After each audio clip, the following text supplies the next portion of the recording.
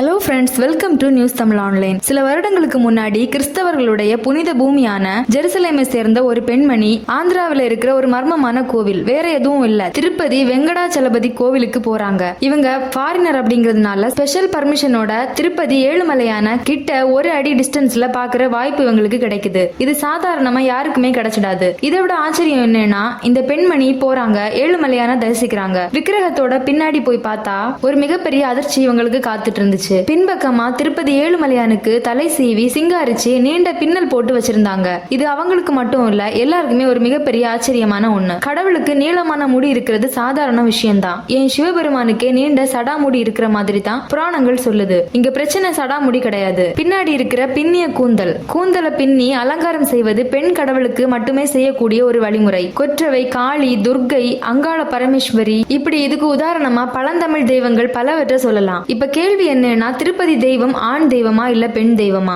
இந்த கேள்விக்கான பதில வரலாற்றை நோக்கி பார்த்தா அதுல பல ஆச்சரியமான உண்மைகள் புதைஞ்சிருக்கு. அதுல ஒண்ணுதான், ஒரு காலத்துல இந்த ஏழுமலைக்கு மேல தமிழ் கடவுளான முருகன் இருந்ததா சொல்லுது. அப்போ எதுதான் உண்மை? இதை பத்தி தான் நாம இந்த வீடியோல இன்னைக்கு பார்க்க போறோம். அதுக்கு முன்னாடி நீங்க இன்னும் நம்ம சேனலை சப்ஸ்கிரைப் பண்ணலன்னா சப்ஸ்கிரைப் பண்ணிக்கோங்க. அப்படியே பக்கத்துல இருக்கக்கூடிய பெல் ஐக்கானையும் கிளிக் பண்ணிக்கோங்க. வாங்க வீடியோக்குள்ளாடி போகலாம்.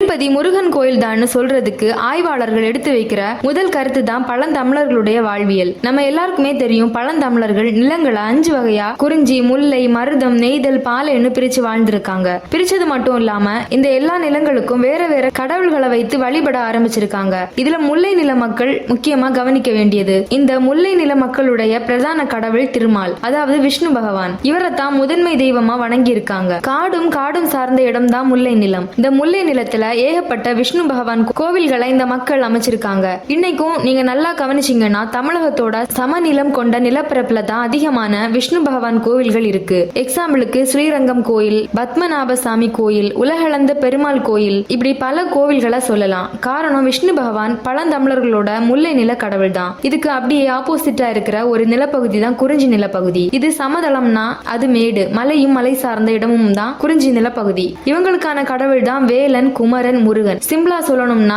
குன்று இருக்கும் இடமெல்லாம் குமரன் இருக்கும் இடம்னு ஒரு வாக்கியம் இருக்கு. இன்னைக்கு இருக்கிற பெரும்பாலான முருகன் கோவில்கள் மலைக்கு மேலதான் இருக்குது. திருத்தணி, திருப்பரங்குன்றம், சுவாமிமலை, பழனிமலை, மருதமலை, இப்படி எல்லா முருகன் கோவில்களும் குறிஞ்சி நிலத்துல மலையும் மலை சார்ந்த இடங்கள்ல வாழ்ந்த பழம் தமிழர்களால கட்டப்பட்டு வழிபாடு நடந்திருக்கு. இந்த இடத்துல தான் ஒரு முக்கியமான கேள்வியை நாம கேட்டாகணும். கிடைச்ச தரவுகள் படி பார்த்தோம்னா, எப்படி சமதளத்தில் இருக்க வேண்டிய ஒரு பெருமாள் கோயில் 7 மலைகளை தாண்டி திருப்பதிக்கு மேல போய் செட்டில் ஆச்சு? இந்த கேள்வியை முன் வைக்கிறவங்க தான் திருப்பதி மலைக்கு மேல இருக்கிற சிலை ஏழுமலையானே கிடையாது, அது ஒரு முருகன் சிலை. கம்ப்ளீட்டா அலங்காரம் பண்ணி இந்த முருக கடவுளை தான் திருமாலா போர்ட்ரே பண்றாங்கன்னு கிளைம் பண்றாங்க. இவங்க சொல்றது மேலும் ப்ரூஃப் பண்ற விதமா பெருமாளோட உருவ அமைப்பும் திருப்பதியில அப்படிதான் இருக்கு. ஜெனரலா எப்பவுமே எந்த கோவில்ல பார்த்தாலும் சங்கு சக்கரத்தை விஷ்ணு பகவான் தன்னோட 2வது கரங்கள்ல தான் ஏந்தி இருப்பாரு. ஆனா இங்க சங்கு சக்கரங்கள் பகவானுடைய தோள்பட்டைக்கு மேல பொருத்தப்பட்ட மாதிரி இருக்கும். மேலும் சில உருவ ஒற்றுமைகள் முருகருக்கும் இந்த சிலைக்கும் இருக்குது. பட் இந்த கூற்றுகளை மட்டுமே வச்சு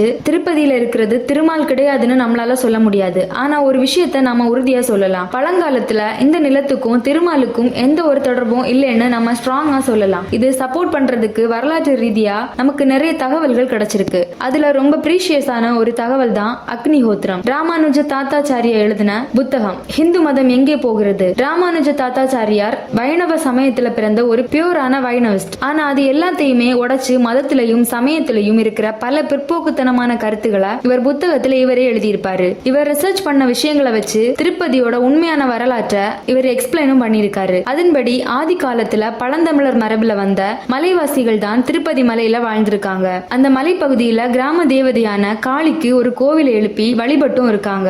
இது ரொம்ப காலங்களா நடந்து வந்துகிட்டு இருக்கும் போதுதான் வடக்குல இருந்து ஆரியர்களின் வருகை இந்தியாவுக்குள்ள முதல் முறையா நடக்குது. இந்த ஆரியர்கள் தான் மனிதர்களுக்குள்ள ஜாதிகளை பிரிக்கிறாங்க. இவங்க உயர்ந்த குலம், இவங்க தாழ்ந்த குலம்னு பிரிச்சிருக்காங்க.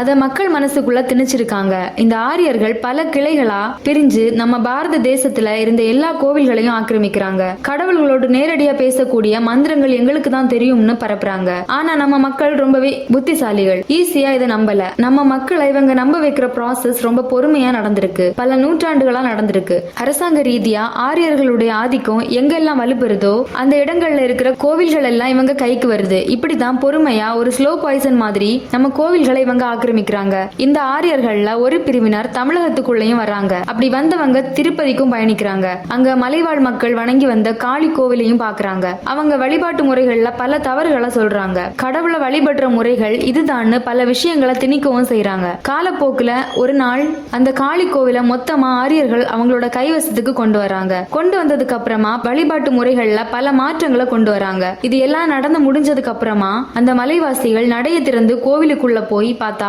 அவங்க கண்ணை அவங்களாலேயே நம்ப முடியல. இவங்க உருவாக்கி வச்சிருந்த காளி சிலைக்கு பதிலா அங்க ஒரு சிவன் சிலை இருந்துச்சு. ஒரு இரவுல இது எப்படி சாத்தியம் ஆகும்? கையில உடுக்கையையும் சூலத்தையும் கழுத்துல பாம்பையும் நெற்றியில பட்டையும் கொடுத்து ஆரியர்கள் இதை சாத்தியப்படுத்துறாங்க.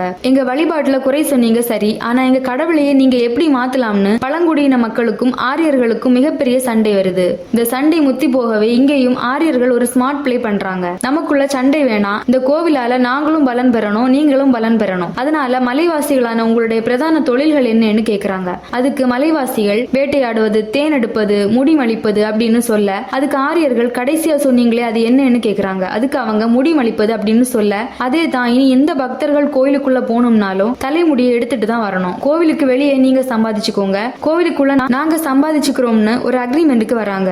இங்க ஆரியர்களுடைய அடிப்படை தத்துவம் என்னன்னா நோகாமல் நோன்பு கும்பிடணும். கடவுள் பேரை சொல்லி ஈஸியா சம்பாதிக்கலாம்னு இவங்க தேவைகளுக்கு ஏத்த மாதிரி இவங்க வேதங்களையும் எழுதிப்பாங்க, விதிமுறையும் வகுத்துப்பாங்க. இதுக்கு அப்புறம் தான் இந்த கதையில ஒரு முக்கியமான கேரக்டர் உள்ளுக்குள்ள வருது. அவர் தான் 11ஆம் நூற்றாண்டுல வாழ்ந்த மிகப்பெரிய வைணவ போதகர் ராமானுஜர். இவர் அதி தீவிரமான ஒரு வைணவிஸ்ட். திருப்பதி கோவில ஆரியர்கள் சைவ கடவுளா சிவனுக்கு ஏத்த கோவிலா மாத்திட்டாங்கன்னு தெரிஞ்ச ராமானுஜர் 1130ஆம் வருஷம் திருப்பதிக்கு தன்னோட வைணவ கூட்டத்தோட பயணிக்கிறாரு. திருப்பதியில இப்ப ரெண்டு சமயத்தாருக்கும் பயங்கரமான சண்டை. ஆரிய சைவர்களுக்கும் வைணவர்களுக்கும் இடையில ஒரு பக்கம் இது சைவ கோவில்னும், இன்னொரு பக்கம் ராமானுஜர் பக்கம் இது வைணவ கோவில்னும் பயங்கரமான வாதங்கள் ஏற்படுது. இதுல காமெடி என்னன்னா இதுக்கு இடையில ரொம்பவே பாவமா இந்த கோவிலுக்கு உரியவங்களான மலைவாசிகள் அமைதியா வேடிக்கை பார்த்துட்டு இருக்காங்க. இதுக்கு ஒரு கன்க்ளூஷன் கொடுக்க ராமானுஜர் பேச ஆரம்பிக்கிறாரு. நமக்குள்ள சண்டை வேண்டாம், இது என்ன கோவில்னு கடவுளை முடிவு பண்ணட்டும். பெருமாளுக்கு உகந்த சங்கையும் சக்கரத்தையும் சிவனுக்கு உகந்த உடுக்கையும் சூலத்தையும் இது ரெண்டையும் சன்னதிக்குள்ள வச்சுட்டு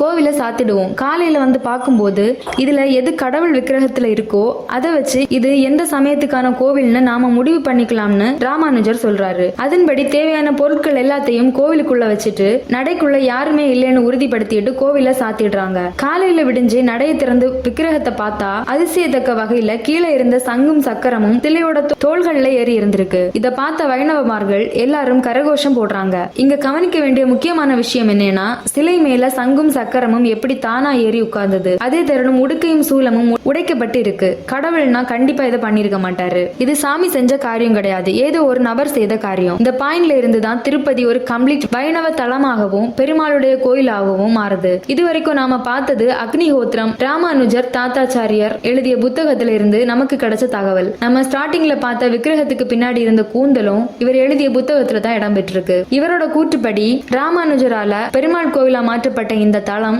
முதல்ல காளி கோவிலா தான் இருந்திருக்கு. இவர் சொல்ற தகவல்கள் நிறைய விஷயங்கள் அதிகாரபூர்வமா இல்லாட்டியும் ஹிஸ்டரியை புரட்டி பார்த்தோம்னா ராமானுஜர் உண்மையிலேயே திருப்பதிக்கு பயணம் பண்ணியிருக்காரு. எக்ஸாக்டா சொல்லணும்னா 1120 இருந்து 1130 வரை இந்த காலகட்டத்துல ராமானுஜர் திருப்பதிக்கு பயணம் பண்ணியிருக்காரு. அங்க இருக்கிற சங்கும் சக்கரமும் அவர் கையால தான் எடுத்து வைக்கிறாரு. கடவுளுக்கு சங்கும் சக்கரமும் அளித்தவர்னு ராமானுஜருக்கு ஒரு பட்ட பெயரும் இருக்கு. இப்பதான் கொஞ்சம் யோசிச்சு பார்த்தா பெருமாள் விக்கிரகம்னா அதுல சங்கும் சக்கரமும் கட்டாயம் இருக்கணும். ராமானுஜர் போய் தான் சங்கும் சக்கரமும் அளித்தார்னா அதுக்கு முன்னாடி அங்க வேற ஒரு சிலை தான் இருந்திருக்கணும். சோ இவ்வளவு நேரம் பார்த்த எல்லா விஷயங்களையும் பார்க்கும்போது ஒரு விஷயம் தெளிவா புரியுது. இது ஒரு பெருமாள் கோவில் ஆகிறதுக்கு முன்னாடி இங்க வேற ஏதோ ஒரு கோவில் கட்டாயம் இருந்திருக்கணும். இன்னைக்கும் நாம இந்த கோவில பார்த்தோம்னா இந்த கோவில்ல பல தமிழ் கல்வெட்டுகள் இருக்கு. இந்த கோவில சார்ந்தவங்களே இத போஸ்ட் பண்ணி தெலுங்குல கன்வெர்ட் பண்ணிட்டு இருக்காங்க. அது மட்டும் இல்லாம எல்லா பெருமாள் கோயில்லையும் கூடவே உடையாள் இருப்பாங்க. ஆனா இந்த பெருமாள் கோயில்ல தனியா தான் இருப்பார் பெருமாள். மேலும் பெருமாள் கோயில சுத்தி இருக்கிற கோபுரத்துல பார்த்தோம்னா கருடன் தான் இருக்கும். ஆனா இங்க சுத்தி எல்லா இடத்துலயுமே சிங்கங்கள் தான் இருக்கும். சிங்கம் காளி கோவில்கள்ல மட்டும்தான் காணப்படும். இந்த மாதிரியான விஷயங்கள் மேலும் நம் சந்தேகத்தை வலுப்படுத்த தான் செய்யுது. அப்போ திருப்பதி என்ன கோயில்னு கேட்டீங்கன்னா திருப்பதி ஒரு நம்பிக்கை, மக்களுடைய ஒரு கடவுள் நம்பிக்கை. கஷ்டங்கள் போகும்னு மக்கள் நம்புற ஒரு கோயில். ஒரு விஷயத்த நீங்க ரொம்ப டீப்பா நம்பும் போது இந்த பிரபஞ்சமே இது நடக்கிறதுக்கு உங்களுக்கு உதவி செய்யும். அப்படின்னா நிறைய பேரோட நம்பிக்கையின் கூட்டுத்தொகை தான் ஏழுமலையான் வெங்கடாச்சலபதி கடவுள். அது அல்லாவா இருக்கலாம், இல்ல ஜீசஸா இருக்கலாம், காளியா இருக்கலாம், முருகனா இருக்கலாம், என் பெருமாளா கூட இருக்கலாம். கடவுள் நம்பிக்கை எங்க இருக்கோ இருக்கும் அங்க கடவுள் கட்டாயம் இருப்பாரு. இன்னைக்கு கடவுளோட பேர்ல எல்லாமே பிசினஸ் ஆயிடுச்சு. திருப்பதி ஏழுமலையான பார்க்க வர பக்தர்களை நம்பி நிறைய பேரோட வாழ்வாதாரம் இருக்கு. ஜீப், டூரிசம், ஹோட்டல், உணவு கடைகள், இப்படி குட்டி குட்டி கடைகள்ல இருந்து பெரிய பெரிய பிசினஸ் திருப்பதி மலை மேல நடக்குது. இது கோவிலுக்கு வெளியே, ஆனா கோவிலுக்கு உள்ள இருக்கிறது உங்க எல்லாருக்குமே தெரியும். சிம்பிளா ஒன்னு சொல்லலாம், திருப்பதி கோயில்ல சாமி சந்ததிக்கும் பக்தர்கள் பார்க்குற இடத்துக்கும் ஒரு 15 அடி கேப் இருக்கும். அங்க இருந்துதான் நீங்க தரிசனம் பண்ணுவீங்க. இதே நீங்க ஒரு விஐபி இல்ல ஒரு வெல்த்தியான பர்சன்னா பெருமாளை பக்கத்துல உங்களால பார்க்க முடியும். இங்க அடிப்படையிலேயே கடவுளை காணக்கூடிய தூரம் காசுனால நிர்ணயிக்கப்படுது. இத பத்தி நீங்க என்ன நினைக்கிறீங்கன்னு உங்களோட கருத்துக்களை கமெண்ட்ஸ்ல ஷேர் பண்ணுங்க. இந்த வீடியோ பிடிச்சிருந்தா லைக் பண்ணுங்க, ஷேர் பண்ணுங்க. அப்படியே நம்ம நியூஸ் தமிழ் ஆன்லைன் சேனலையும் சப்ஸ்கிரைப் பண்ணிக்கோங்க. தேங்க்ஸ் ஃபார் வாட்சிங்.